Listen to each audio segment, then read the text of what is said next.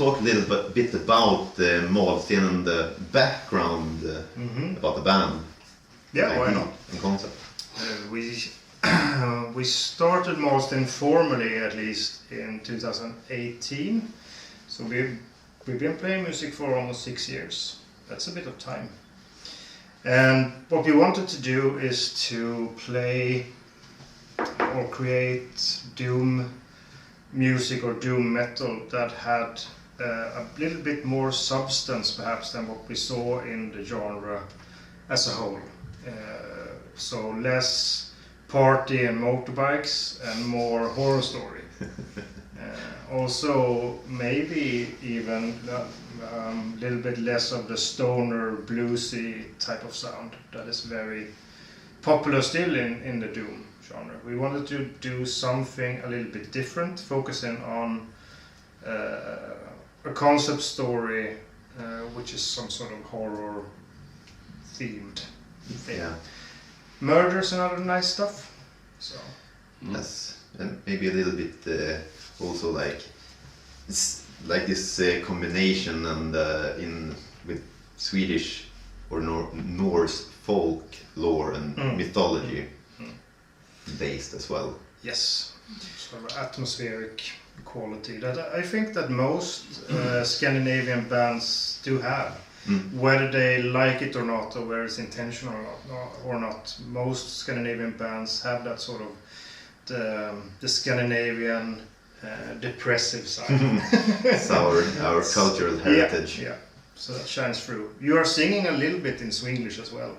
Yes, thanks for bringing this up. It's not But just like Candlemass or even at the gates or something. I mean, I can hear clearly that you are a Swedish person singing. Yes, Or at least a Scandinavian. Yeah. I mean, that's no problem. I mean, No. It's a good thing. ABBA made it. Yeah. yeah. No, like when it comes to Swedish as well, I never managed to erase my northern Swedish accent even in the Swedish language, so I guess I'm just a lousy speaker or whatever you want to say. But as well, like when Malsten started, it wasn't this whole setup, it was actually the two of you that started it from the beginning. We spent a few years almost just writing riffs and thinking about what we wanted to do before you guys joined. And trying to catch people to play with as well. Yeah, which is harder when you're old guys like we are. Yes. Everybody's stretched for time, of course, with families and jobs. And Yeah, I thought it was a very peculiar situation when I was invited to the band, because I don't think that we had spoken for maybe around almost 10 years, not exactly 10 years, and you just wrote to me on Facebook like, do you want to come and test sing for our doom metal band? I was like, for sure, but what is doom metal? Because I didn't even have a concept of the genre to begin with. That was very interesting. And you just came down. It went well? Yeah, went down to the basement and listened to some riffs, and then I can get behind this. I mean, but you have this folk music a little bit in you. Yeah. I was only really in one band before this in high school, and we played some kind of folk music and jazz. Yeah. So that's really my only musical experience. It fits. Yeah. Yeah. And then you joined the band just right. a couple of years ago. Yeah. Something happened with your first drummer. He quit after the first record, I guess. Yes. Yeah. So I saw this ad that you needed a drummer, and I thought probably a big portion of the drummers in Malmö will want to have this job. But it wasn't like that. Not really. No. But we had a few. We did have a few yeah. applicants, yeah, I know. Yeah. I know. So, and I joined because doing this slow, heavy music is just like a dream come true for me. Yeah. So I really enjoyed it from day one. I think that it was an instant, really good fit as well in the band. Like it felt super natural and cool when you joined. And as well, I think that you keep that slow pace very, very well, because some of the other drummers that we tried out had a super hard time like keeping the tempo down. Yeah, it is special. It's like, I mean, you are a timekeeper when you're a drummer, and it always speeds up anyway. It's a little bit, but it always speeds up. So it's like you have to have a double metronome in your head to keep time. But it's, I think music is supposed to go a little bit faster sometimes, and then sometimes go down, which we do, and we've learned to manage that together quite well now.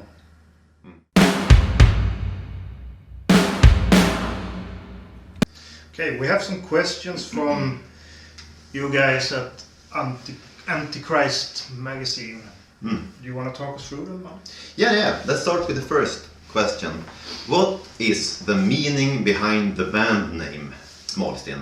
I can take that then. Malsten means like millstone in English. And we thought that might be a good name because we want to slow music which grinds. So it was kind of total fit, I would say. And with the haunting story here as well, we have it's about a mill, so it kind of puts together.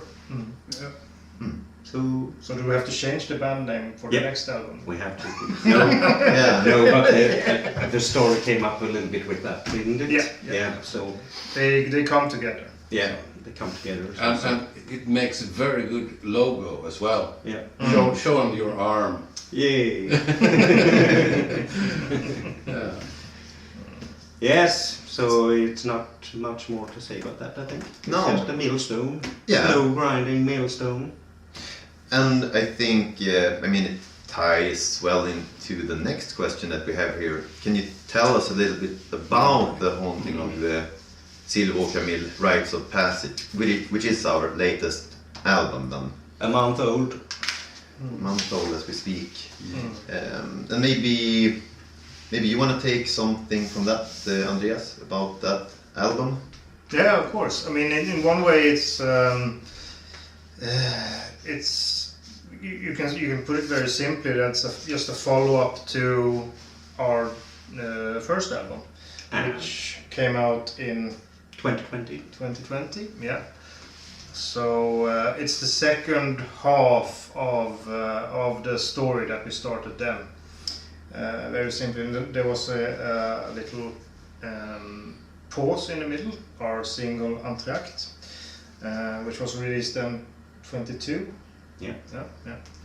So it's just a continuation and some sort of closure as well to at least this part of the story.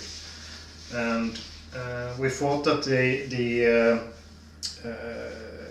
the second title, Rites of Passage, is very fitting because all the characters that's been introduced so far to the story, they undergo some sort of transformation or something is happening to them, so that's fitting in that sense. But it also fits very well with the music. I think we are touching on things on this album that we didn't do before. A lot of more of the folk elements and less dramatic songs. We have some intermissions. It's yet some more dynamics too. It has more dynamics, and we are introducing elements of maybe less heavy things, more leaner, depressive sounds. More melancholic. More melancholic, absolutely.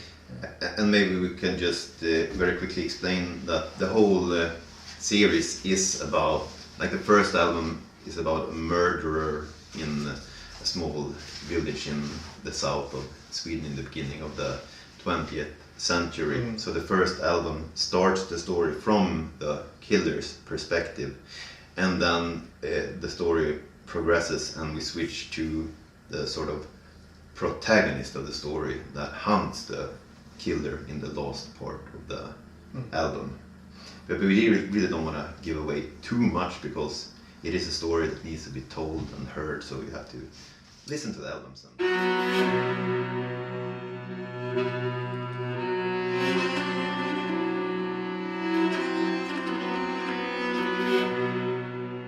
So I write the lyrics for the albums, and well, basically it comes up like this, that we create together like the skeleton of the story, and then I put words on the different chapters that we decide should be in the story.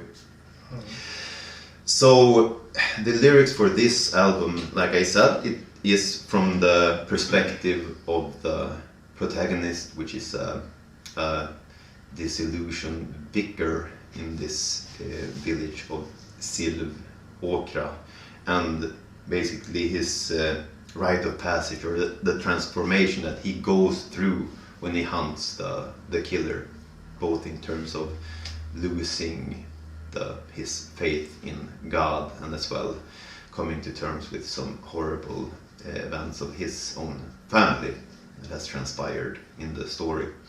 And yeah, so it's a lot of angst, I would say, in the lyrics. And I always try not to be so explicit when I write lyrics. Like, you just know that there are gory things and horrible things happening in the background, but I try to leave as much to the listener's imagination as possible, because in my mind, that makes the best horror stories.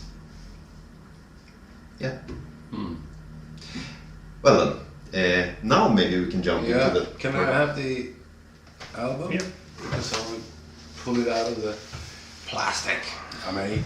Yes, pull out that beautiful piece. Yeah. So the question that we come to now then is, can you tell us a little bit about the album cover art? Yeah. So I made this like a quite big painting. It's more than 2 meters wide and more than 1 meters high, and I wanted it to be. It had to be that big if I was supposed to, like this, get it like this. I wonder if you have to hold it up. Yeah, like, okay. So what I was aiming for was a good big painting, but still that it would look good half like this, as well as a front and a back. And all of the elements in the painting, they are from the lyrics or from the story, taken from the story. So you can see here the burnt down mill, which is on the cover of the first album. The mill is intact, sort of, but not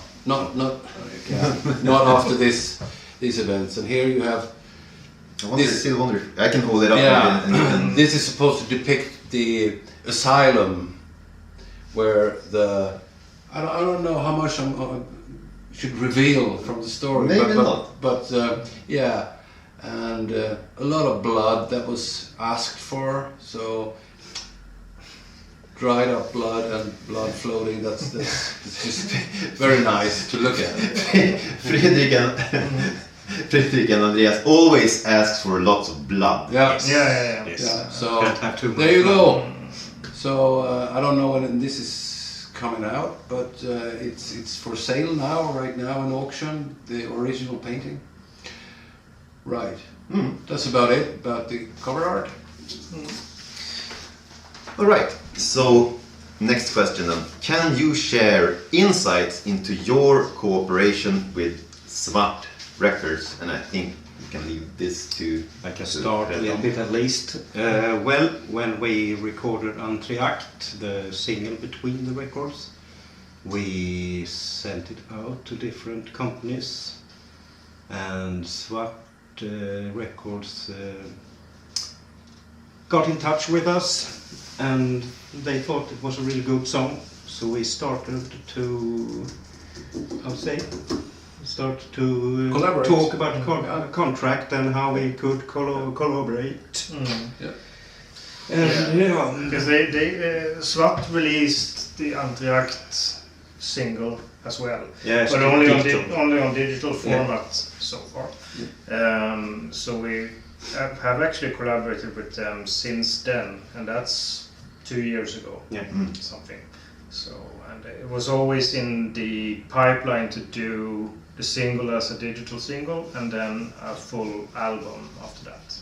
So that was the original plan. And Yeah. I don't know. I mean, they have been very easygoing Yes. to work with creatively, at least, because they are giving us very. They don't put any borders on what we can do and should do. Whatever we suggest, they just say, okay, go for it. Yeah. So that's been very freeing in many ways. Even when we want to put out singles for the album that is over 10 minutes long, they say, well, it's not very usual, but we'll do it anyway. That's fine. Yeah. I think they're a good record It's company. been a nice cooperation Yeah. with them, and I hope it continues. Yeah, I was absolutely positively surprised when the record came because it looks so good. Yeah, it's All of it, and it sounds good. It's perfectly made. Both the vinyl and also the CD. It's nicely packaged. so they have good quality as well in what they do, and that's very important for us. I think instead of doing lots of albums over a short period of time, we take our time to do it, and we want it to be qualitatively up to our standards when we release it. So that's important to us. Yeah, we all have to be satisfied before we release anything. Yeah. I don't know if there's any question about that before, but if we talk about that, like how when we write stuff, it's actually it's a very democratic process in that we don't want to do anything that any person in the band doesn't feel. Can't stand. Yeah, exactly.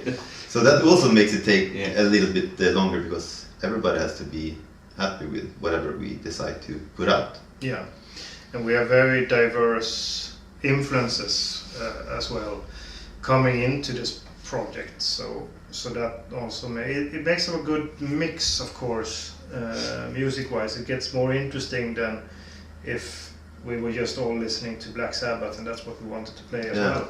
So that's not really the case for us. No, but it makes the process longer, of course. it does. But better. Longer but better. Yeah. It's probably even could be said about the music as well. It's longer but better.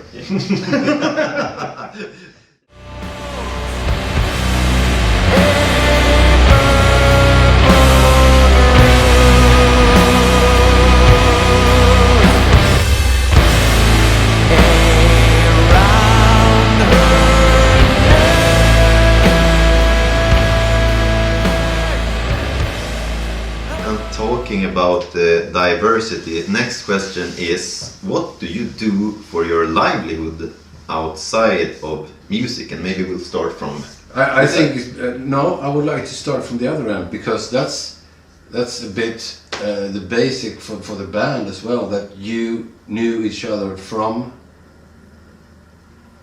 archaeology. Yeah, that is actually true. So it wouldn't be no band if it wasn't for your workplace, really. Well, maybe not the same members. No. Well, me and Andreas are archaeologists, and we work at the same company, Bill. And you are a former archaeologist. Yes, and that is how the two of us met. Yeah. And I think the reason why you contacted me in the first place, because we were jamming while drunk in the in the moors of Ireland, trying to do archaeology at the same time. But I put my archaeology trowel and the hat and the whip on the shelf, and now I actually work with digital marketing. Extremely metal job. It's extremely heavy metal. Yeah. No, but me and Fredrik talked about playing music again. But all of us have played music in our lives before, but maybe 10 or even 20 years prior to starting Malsten again. So we talked a lot about trying to do this, and then, as we said before, spent a lot of time just writing riffs and talk about it. Yeah, well, a couple of years of talking before we even met for trying to make riffs. Maybe we wanted to do it, but we wasn't sure how we should make it work. But yeah, finally. I come from another angle. I've been working like in museums for a long time. But how should I say this? I am between jobs right now. But you also are a painter. I'm also a painter. Yeah, that's right. And I exhibit on and off. And the first time I played with you guys, I said actually that, I always nurtured a dream to become an archaeologist. And he was like, no! Yes! Don't do it. No. All right, so... So, when did you first discover your interest in metal music? And we can start from this side. Well, I will say it, metal. I was into punk in the 80s. So early 90s I discovered Tool, and then it wasn't anything good anymore. But what did you listen to before punk? Before Tool? No, before punk. Before what? Punk! Punk!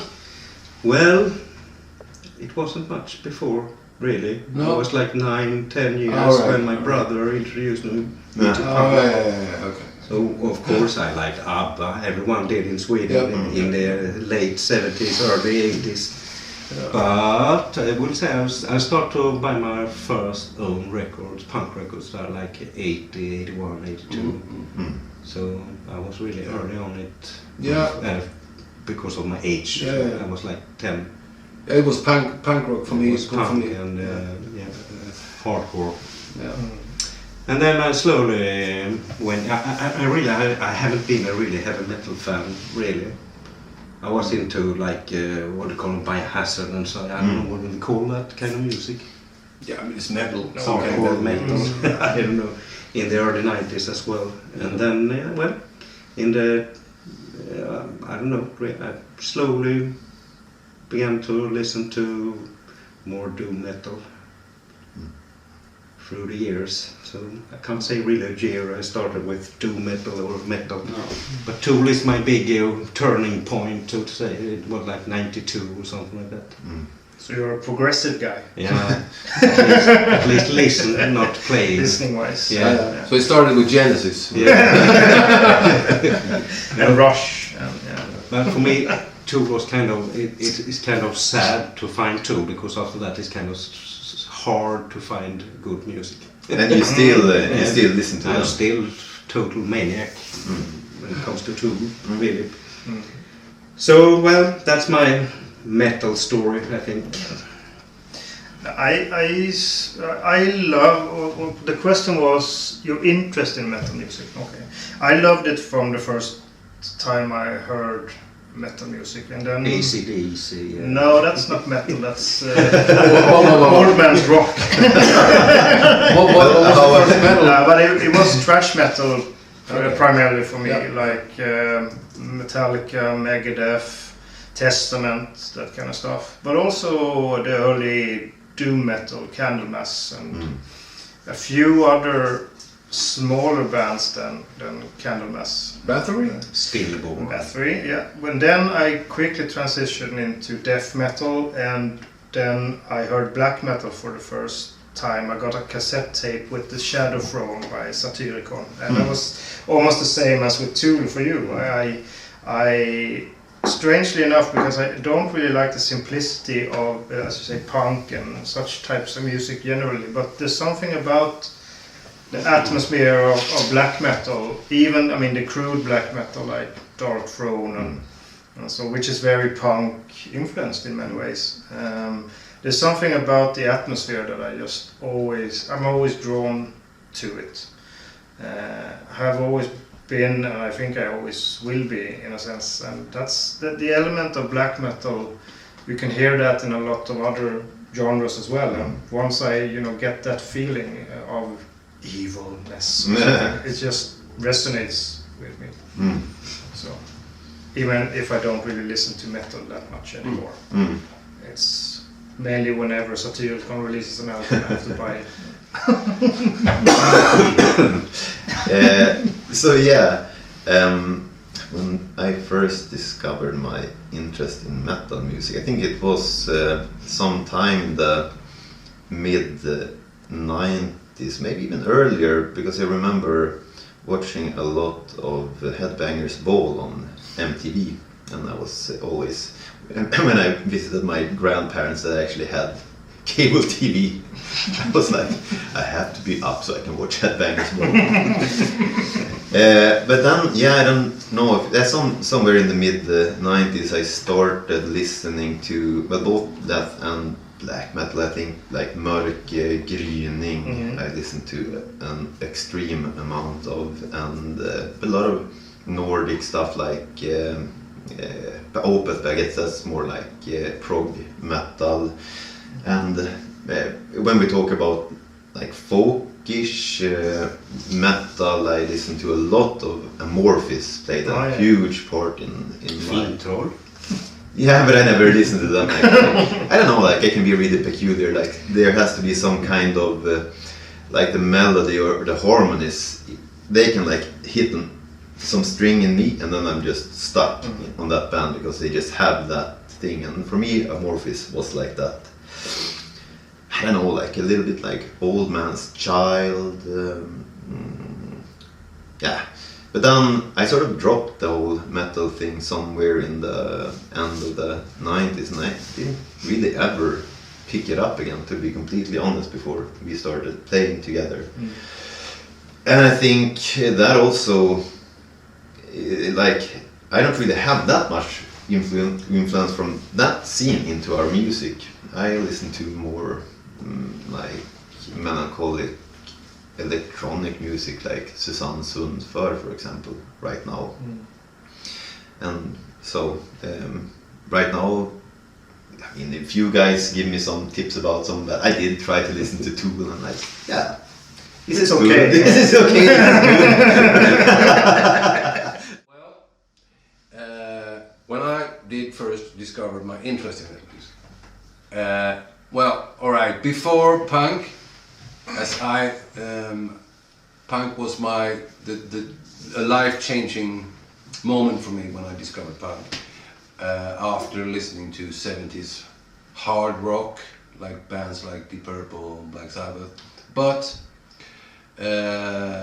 metal music came also. Well, the thrash bands, the big four, they came in the 80s. Of course, you couldn't go past Metallica, Anthrax, Slayer, and Megadeth. You couldn't go past them.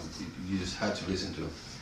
And then it developed into like bands like Sepultura, which was crazy good. A couple of albums, especially the Roots album, I find very, very good. Then the whole grunge thing came along, where some bands affected me, like Tad and Melvins. Both of them were favorites of mine for a long time. And Melvins still is, because they are, to me, they just are artistically broad. They do whatever they want to, and they have this slow thing that I love as well. Very drony guitars and slow and heavy drums. And then you have the other bands that came also at the same time, like Pantera, which I loved back then. Prong. And Prong, of course, Prong. Yeah, and yeah, I have to say that too. That metal keeps on being interesting, because you have new bands all the time, and you have also, it's it's such a broad genre. So you can keep on discovering new bands all the time if you want to. Yeah. Right. What obstacles have you faced as a musician, and how did you overcome them? Well, it's a little bit like going Our to the biggest psychologist now. obstacle are time. Yeah, I think. It's time. Yeah. Because it's working and family and shit. So yeah, rehearsal time is our biggest obstacle. We try to, I don't know, we try to solve it somehow. That's a part of why it takes so long for us to make new music as well. Yeah. The more we rehearse, the better we sound. And it's like if we have a 2-week break, it's noticeable immediately. Yeah. It's just like, fuck, we suck. And that'd be a different story if we were 18 again and had all the time in the world to just... Yeah, we kind of play. old guys as well, so it's kind of hard to remember all we do if we don't rehearsal regularly. It's a very interesting observation that you have, Stefan, that it takes such a short time for us to drop our momentum. Yeah. And I think that has to do with age perhaps as well, that you sort of drop your thing. Yeah. Also, we don't have the luxury, again, with time, that we eat, sleep, and breathe our music. We have to do a lot of other stuff. Exactly. I mean, what you said, like when you were 18, you almost lived in the rehearsal space. Oh yeah. You could just stay there all the time, 24/7. But and you had the luxury of being able to just think about these things as well. yeah, You don't have to care about bills and No. shit like that. everything else was secondary. And we also have, I mean, in our, what we are trying to create musically and conceptually with Malsten is a bit ambitious as well. We envision this whole story. We're dividing it into 3 parts. This part is going to sound like this, and this is blah blah blah blah blah. And it's hard to execute the ideas the way you sort of envision them. If you, I mean, we have the ambition of being very dynamic and dramatic, so almost going to feel like a musical or an opera or something, and at the same time being a heavy band. Yeah. So that's also something that we constantly have to keep up with. And the question was, how do we overcome these Obstacles. And we do it We just don't. like in a way we do, because we always are like, so we have to rehearse now. We have to like take the time. It's like we are willing to sacrifice things just to keep playing together. I also think that it's a lot about you learn while you do it as well. Like you have to make some mistake to learn from it later, and those can be a bit like expensive mistakes. Absolutely. Like you go into the record studio and you maybe didn't do as much pre-production as you wanted to have done, and then like, okay, we're not gonna do this next time, and next time is gonna be in 3 years. So you just have to remember it until that time. Remember your lessons. Yeah. So Yeah. that's hard. No, but I don't think that we are banging our heads into the same wall several times. We do something, we realize, okay, we just have to work around this in some way that functions for us, because our lives look like they do. Yeah. Yeah, but it's ups and downs as well. When you have gigs and songs on the way, it's ups, of course, and then, for example, this album took quite long before it came out after the studio session, so then we had some downs. It was just waiting, and inspiration wasn't that good, really. So it's ups and downs as well. That's obstacles, of course. You have to keep it interesting and engaged. I think as well, like because we are as old as we are, and we're maybe not as hot-headed or like you can be when you're young. So we don't really like. I think we're quite good at like talking about the issues in the band as well, and not just someone running out and being angry or whatever. So communication, I think, is a big part of how we solve the problems as well. Yeah, but we still we are still very picky with stuff within the music, with the format and all of that. So but that's not an obstacle. No, what I mean is we are not as hot-headed, but we still are picky. Yeah, we still don't just settle for any compromise. Just okay, whatever. That doesn't happen. No, maybe that could easily be a problem if you were too stuck in your own head on something. Yeah. And I think we come with different angles and different ideas, but I think we're pretty good at hashing them out and like hammering it into something that works for the whole band. First we shout a little bit and then we... Yes. Then we hug. Then we hug. All right. Next question. Is there a specific non-metal genre or artist that you'd love to collaborate with?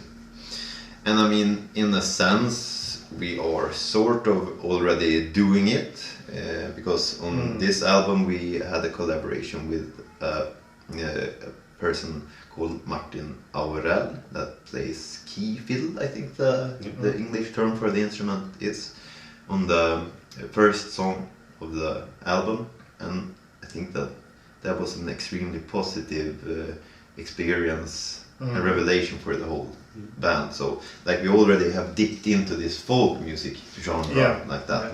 Yeah. We could say we played our release party a couple of days ago, and we had Martin with us to play this key fiddle live as well, and it was really excellent. Yeah. So yeah, the folk music, I think that's is here to stay. Sort of. It suited the story we had for this album, of course, with the folk music theme, and of course you never know. I mean, you could have if we do other types of stories in the future, there could be a saxophone or whatever. I mean, who knows? Yeah. Whatever could suit the mood and the atmosphere that you're trying to create. So we are absolutely very open to those kind of collaborations. But I think it's hard to pick a specific artist or whoever wants to collaborate. Yeah. But call us.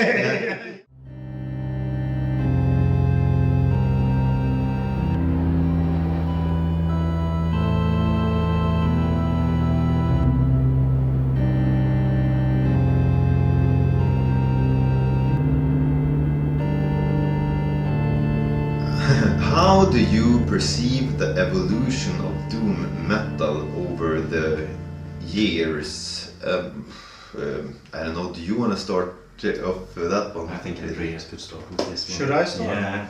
Okay, well, hard question. It's gone in various directions, of course. I mean, the Doomier side was already evident with Black Sabbath, I should say.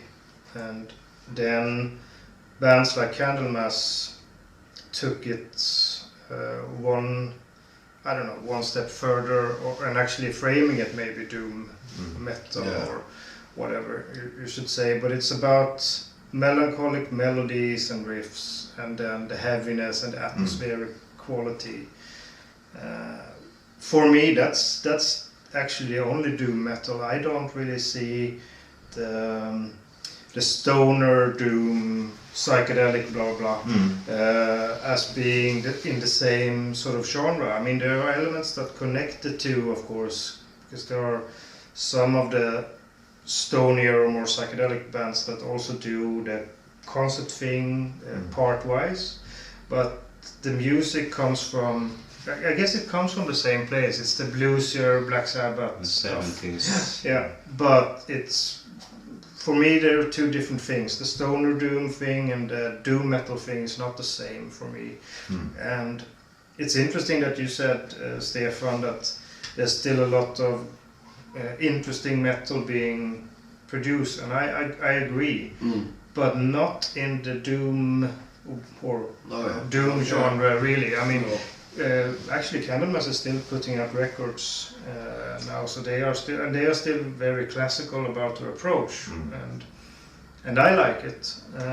But whenever I hear something that's labeled doom or a stoner doom, I actually listened to it and said, yeah, it was okay. But then, if I listen to Black Sabbath Volume 4 again, that's better still. So I mean, it's just a copy for me. Right? And then you have to keep in mind that Black Sabbath was never the Black Sabbath we were talking about, was never called doom. No. So. But I think it's kind of really hard to separate all this, because if you look at our reviews for our latest album here, they said it's psychedelic, they said it's stoner, they said it's classic doom, it's epic doom, sludge doom and whatever. So it's really kind, because I don't think really they can decide what it is. Our approach is kind of the frame you told us here in the beginning, with Candlemass frame started with. Our goal is to be there somewhere, but put in some folk stuff and such. I think it's so people have really, really hard to separate. As they said, it's doom, stoner, psychedelic, epic, and so on. So I don't. We fall someone somewhere in between. I mean, there are a few bands that have the same sort of approach that we have, mixing the heaviness and slowness with, like the German band Ahab, for instance. They also have the sailor seafaring theme with all their albums, and they are more on the prog rock side, mixing in those types of elements. So back to the question. I mean, it's hard to say. Is it easier to say, oh, this is the way it is. This is the way doom has progressed, or this is where it's going, or is it more difficult? Is it getting more like a jungle? Yeah, but I mean, when you look at the doom charts, for example, it's more like it's a wide mix of and not really. Stoner, and they have the whole spectrum in the doom chart. So. But it's a question of also labeling confusion. What would you say? Stoner and doom, it's not the same thing, but it is overlapping.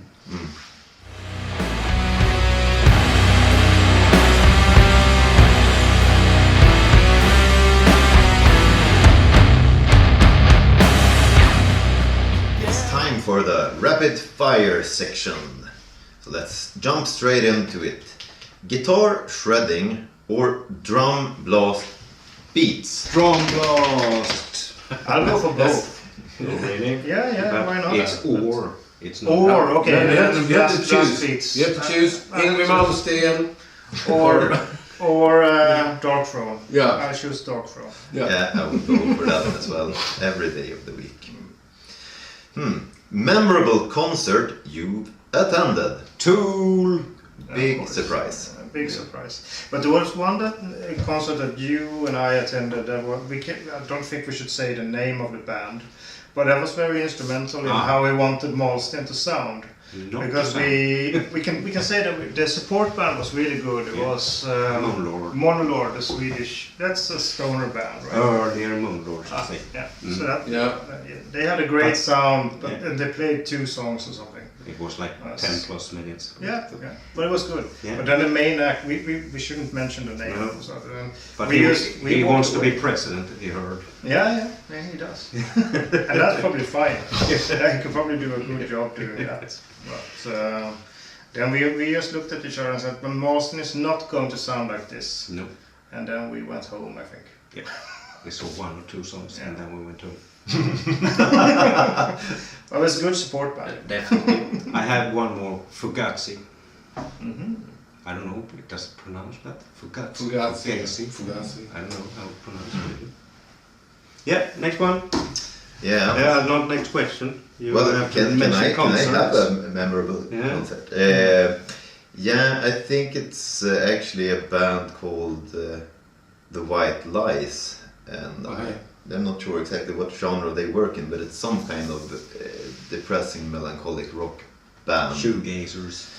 Yeah, I mean, the music is super duper depressing, but they were so insanely happy to be playing, like between the actual songs, which created a very, very weird discrepancy. But it worked extremely well, and I think it was Sounds a like big. our earlier concert. Yeah, our early concerts, I was way too happy on stage apparently, so now I have to be more evil.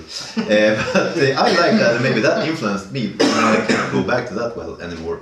But so yeah, White Lies, and as well one Robin concert at Euroskill that I can't really remember what year, but that was when I discovered Robin, and she is a queen.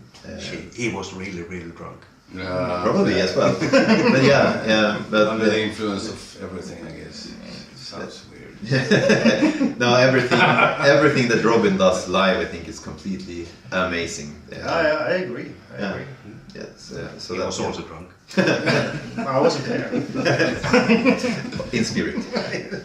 Stefan. Yeah, I have also a Swedish artist as #1, but it's not. It's Cornelis Vreeswijk. But I should mention another artist, and that is he's it's probably one of the most memorable concerts ever. It's R.L. Burnside, which is blues. It's Mississippi Hills blues, and it's far away from metal, but yet it's in some way it's not. It was just amazing, freaking great. He was, I think around, he was almost 80 years old when I saw him, but it was just so vibrant, so good. Yep. Right. Mosh pit or crowd surfing. Mosh pit. Both. Or. Again. Or. Yeah. I have to Or Yeah. you can't have both. More is more. More is more. Or is or. Or is or. Yeah. Mosh pit. It would be a dream if you would ever have such a big crowd that I could jump up and surf on the crowd. But I don't think that will ever happen. But if it happens, I think I would go for crowd surfing. Okay, I can go for mosh pit. It would be interesting to see a mosh pit without slow music. Yeah. Boom, Yeah. boom, boom. And maybe the crowd surfing would be more like carrying a coffin slowly. No, but I think crowd surfing with the whole drum kit, that would be something. That would be something. Yeah. Is that Okay, what so you're we have going for? Yeah, that's what I go for. We have a tie then. Yeah. 2 mosh pits and 2 crowd surfers. Yeah. Yeah. 12 a.m. studio session or 6 a.m. rehearsal. Maybe we should start rehearsing at 6 a.m. Yeah. Why not? Yeah. Yeah. Give us a bit more time. Maybe. Yeah. Yes. Also, I think that Before the voice, work. before Yeah, work, yeah, and the yeah. voice would be very morning grubbly. I think that would be It's amazing. just a cup of coffee and then we go. Yeah. 6 a.m. rehearsal. Yeah. Oh, or Stefan. Yeah, I don't mind. I don't care. I don't- Yes, you do. Whatever. I go with you guys. I'm the new guy in the band, so you decide. Okay. What's your guilty pleasure song? What's your guilty pleasure song that's non-metal? Okay, I take mine then. Every time I go to a party or is really drunk, I listen to really, really, really bad Swedish 80s band. 80s, yeah. Yeah, called what are it called? Trance Dance. Trance dance. Trance Dance is just one single song. It's called You're Gonna Get It, and it's fantastic when you're drunk. But the rest of the music is really, really shite. Yes. Next one. Yes. Do you have? Guilty pleasure. I don't know. I don't feel guilty about it, but I listen to a lot of non-metal music anyway. Yeah. So I don't know if well, I have one, not song, but artist. Yeah. I absolutely love Dwight Yoakam, Oof. country here country singer. Here it Yeah. Here it comes. Whenever I hear it, it's just perfect, and it's such a big. It's both melancholic, Yeah. of course, and then it's just it's just he's crying when he's singing, and you can really hear it. And I Great. always love that. And I remember one thing that he said, that how can you write such sad songs? Where do you get your inspiration from? And he just said, "What, from life, unfortunately." So It's actually a little close to, because I don't have just one song, but I also have an artist, and that's Gene Pitney. You know him? No. No, okay. But he's very Gene Pitney, like "Love My Life Away." It's about broken heart music, but he's got a very high pitched vocal, and if you hear it, just like, do you like that, Stefan? Yes, that's my You're guilty. my guilty pleasure artist. All Gene right. Pitney. But the question was guilty pleasure song. Yeah. Then I'll say "Love My Life Away." Good. Okay. Should we pick a song as well? You had Yeah, I have to get Yeah, it. You're yeah. gonna get it. The transtance. with Dwight Yoakam, I would say "It's Never All Right." But I can echo in on the whole country bit. I mean, there's different types of country, but the melancholic country, I don't know. It strikes a nerve in me that is very, very powerful. But guilty pleasure song, because I still love like the 80s electronic music, like the theme song for The Never-Ending Story is probably a song that will never ever leave me for good and bad. Yeah, so I'm gonna go with that one. I don't wanna Jesus. expose myself. Great. This covers interview of- is gonna split up the band. Yeah. Yeah, the last question. The last question. What are the future plans for Malsten? Well, the nearest plans is to get a lot of gigs to play our new record, and hopefully start writing new music. We have fragments, so we have begun. We have no plans for next album also. See where it goes. Yeah. We have to find the theme and something that engages us. Like a story that we really want to tell, I think, is something that... And music. Yeah, of course. So, yeah. And I mean, if you listen to the album and you want us to play somewhere, then just give us a shout. Let us Yes. know. Let us know. Yeah, that's about it. That's about it. Yeah. Thanks Thanks a lot for your Thanks for interest in listening. Malsten. Over and out. Bye bye. Bye bye.